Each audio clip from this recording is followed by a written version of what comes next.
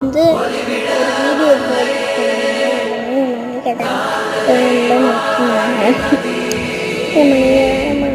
யாரும் நல்லா வீடியோ அப்படின்னு